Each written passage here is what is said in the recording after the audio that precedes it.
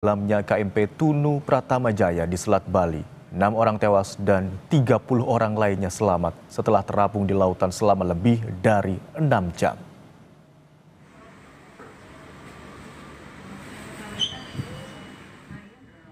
Pasca tenggelamnya KMP Tunu Pratama Jaya di Selat Bali, mantan Menteri Kelautan dan Perikanan Susi Pujiastuti mengingatkan pemerintah untuk mewaspadai cuaca buruk yang berpotensi menyebabkan bencana transportasi laut. Susi bilang, bulan Mei hingga Agustus, pemerintah sebaiknya mendorong masyarakat menggunakan transportasi udara untuk perjalanan antar pulau mewaspadai cuaca buruk yang terjadi di laut. Memang kalau bulan-bulan Juni, Juli, sampai Agustus, dari Mei, Juni, Juli, Agustus, sebaiknya semua pulau Indonesia, pemerintah untuk menjaga jangan sampai ada kecelakaan, ya meningkatkan transportasi udara. Dan itu tidak mahal. Untuk penerbangan seminggu 3 kali, jarak 1 jam, pemerintah tidak harus spend lebih dari 10-15 miliar. Jadi pada saat bulan-bulan itu, ya membantu masyarakat. Kalau bulan-bulan seperti ini memang ombak laut kita, apalagi itu selat ya. Hingga saat ini, tim SAR gabungan masih terus berupaya mencari 29 penumpang KMP Tunu Pratama Jaya yang tenggelam di Selat Bali. Tim SAR gabungan menyusuri titik lintasan kapal sebelum tenggelam. Menggunakan kapal milik Basarnas, penyisiran di perairan Selat Bali dimulai dari pelabuhan aspal Tanjung Wangi menuju ke tengah laut sejauh 20 mil. Upaya pencarian juga dilakukan melalui jalur udara, namun hingga kini pencarian 29 korban dan bangkai kapal Tunu Pratama Jaya belum membuahkan hasil.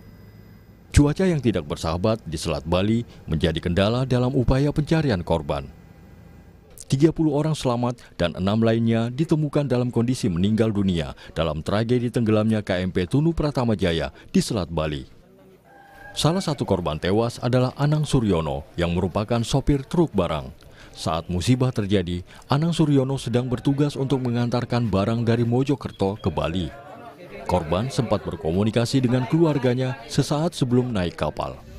Sosok Anang yang penyayang dan pekerja keras membuat keluarga merasa amat terpukul dengan kejadian ini. Jadi kami keluarga shock, memang seperti mimpi. Tiba-tiba hilang, padahal ya, awal mulanya tidak ada apa-apa, tidak ada firasat apa-apa.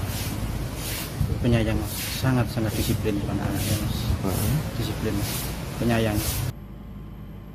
Tenggelamnya KMP Tunu Pratama Jaya di Selat Bali juga menyisakan trauma bagi korban yang selamat. Salah satunya Bahrul Ulum, penumpang asal Jember, Jawa Timur. Bahrul bercerita, saat perjalanan, kondisi kapal miring, air laut sudah masuk ke dalam dek bawah kapal. Melihat banyaknya air yang masuk, Bahrul spontan melompat dari mobil dan menggunakan pelampung untuk menaiki perahu sekoci. Kapal juga miring keadaan mesinnya keadaan mesin mati. Itu kejadiannya nggak lama, sekitar 3 menit kejadiannya. Langsung miring kembali. Ya pakai apa namanya itu?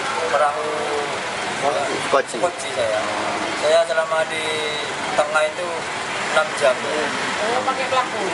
Ya, dari jam berapa? Dari jam 12 sampai jam setengah.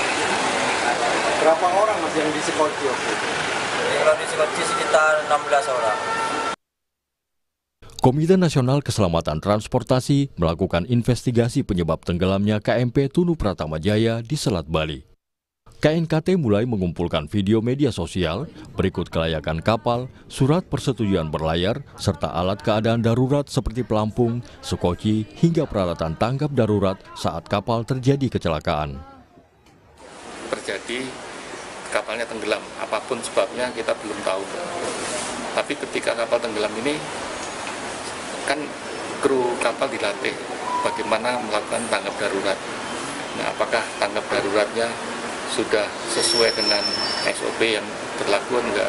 Terus kemudian alat keselamatannya di kapal itu ada alat keselamatan, ada namanya life craft atau rakit penyelamat ya.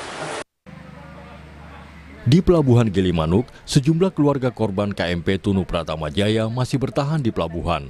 Mereka menanti adanya mukjizat dari Tuhan, berharap keluarganya dapat ditemukan.